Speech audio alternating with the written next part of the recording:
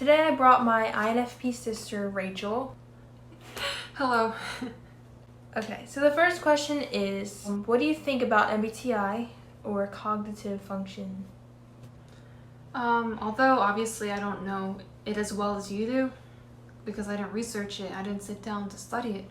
It's a really useful theory, and it helps people understand other people's behaviors and why they do what they do, like how they think. For me, that's really useful because before I always misunderstood other people. Like, why are they this way? Why am I the outcast? Why don't we click? And that other girl clicks well with that girl. I'm like, but now I understand because you shared with me MBTI, even though like I failed to really like study it for myself.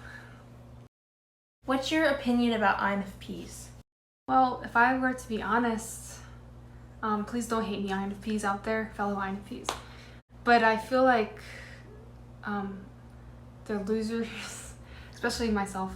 Like, I'm not saying every INFP is a loser, but I feel like the MBTI community sees them as the losers, like the wishy-washy, like fairies.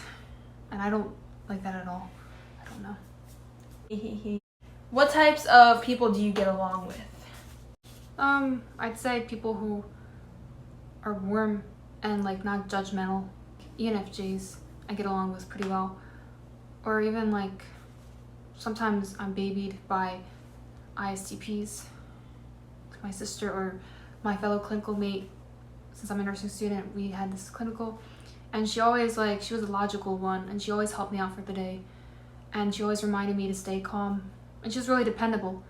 Or even like types like Hannah, like the ENTP types, or ENFPs. I mean, intuitives generally.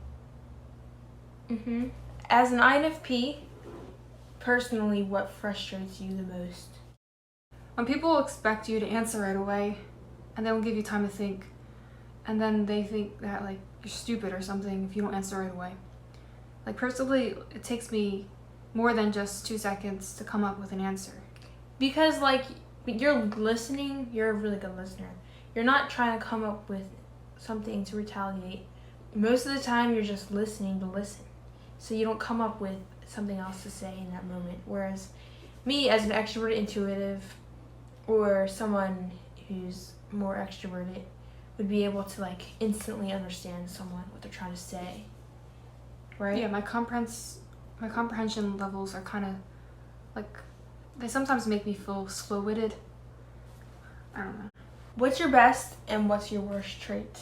I could definitely tell you my worst trait. What? My worst trait is that I'm selfish. Why would you say you're selfish? I'm Selfish. I'm selfish because like many times I don't go with the group with I know what I want, not in a selfish way, well, kind of, and like I get really flustered when people try to like make me do something that I feel you don't want to do. It's against my values too. Even though your thing's very logical. Yeah, what they're trying to push onto me is the logical thing to do, and then like I just want to learn for myself. I don't experience it for myself, and then if it fails, then I'll go back to you and try your way. Yeah. But that's kind of stubborn too. Like, that's a bad trait. I need to be more open and more giving in my affections. Like, I'm scared to be affectionate. I'm scared to show people that I love them or that I care or I want to know people, and then they perceive me as cold or weird. For a good trait, like you said earlier, like I tend to be a good listener, especially when people come to me with their emotional issues. They might like come really cloudy and have a long paragraph of like chaotic emotions, but then I just listen carefully and I can pick up what they're trying to say. I can understand, Decipher. and then I can give them back concise input from what I understood they're trying to share with me. I feel really uncomfortable when people give me their emotions. I admire you the most. I mean, not the most.